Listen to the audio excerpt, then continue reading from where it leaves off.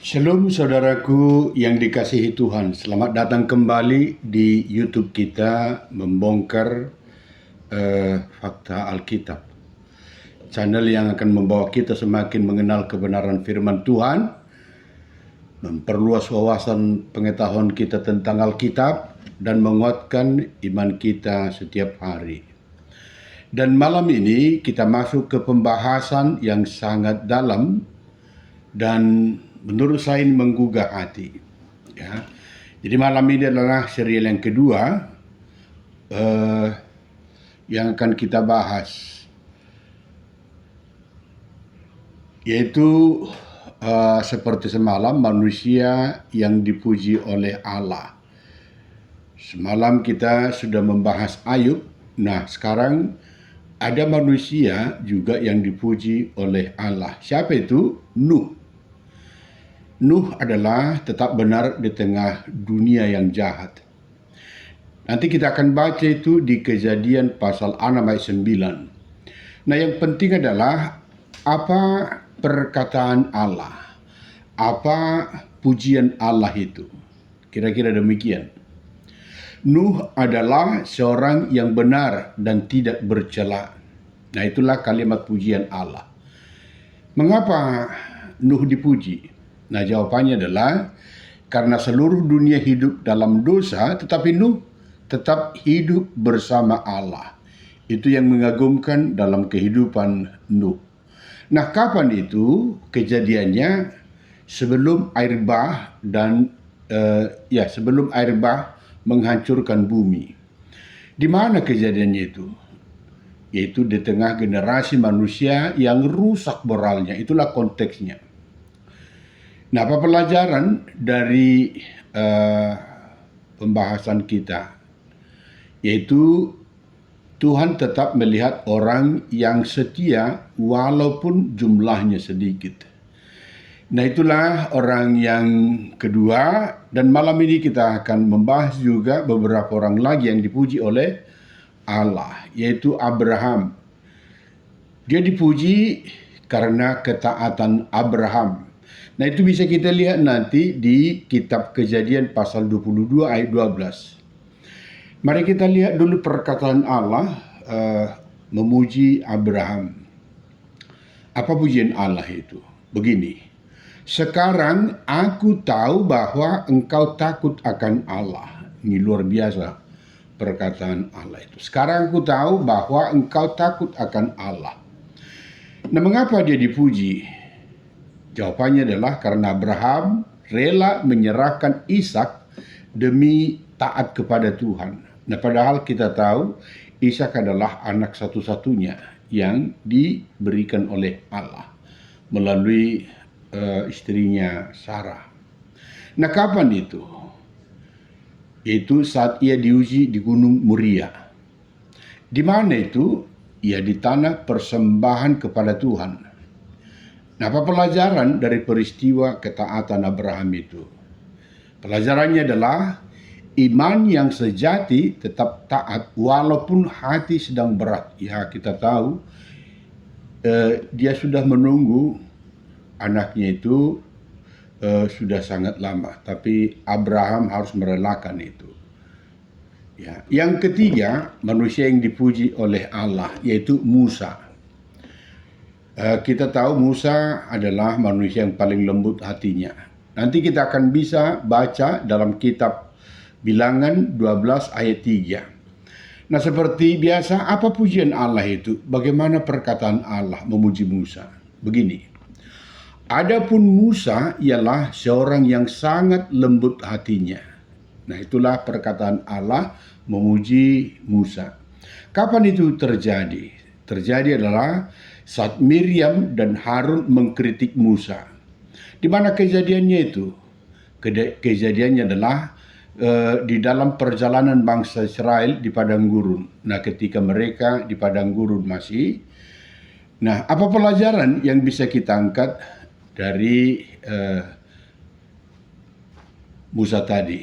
Ya, kelembutan hati lebih berharga daripada kekerasan hati. Nah itulah pelajaran yang bisa kita ambil. Nah kita ambil lagi manusia yang dipuji oleh Allah adalah Daud. Hati yang berkenan. Ya, hati yang berkenan. Nanti kita akan baca itu di Kisah Para Rasul 13 ayat 22. Nah apa pujian Allah? Perkataannya kira-kira begini. Seorang yang berkenan di hatiku. Itulah perkataan pujian Allah itu. Seorang yang berkenan di hatiku. Mengapa dipuji? Nah jawabannya adalah karena Daud selalu rindu mencari Tuhan dan mau bertobat saat salah. Ya. Nah kapan itu? Saat Allah menolak Saul sebagai raja. Ya. Di mana? Yaitu di Israel. Ketika Tuhan memilih pemimpin baru. Nah apa pelajaran yang bisa kita ambil dari situ? Tuhan mencari hati yang mau kembali kepadanya. Nah sekarang kita ambil dulu dari seorang perempuan yang dipuji oleh Allah. Siapa namanya manusia itu? Maria.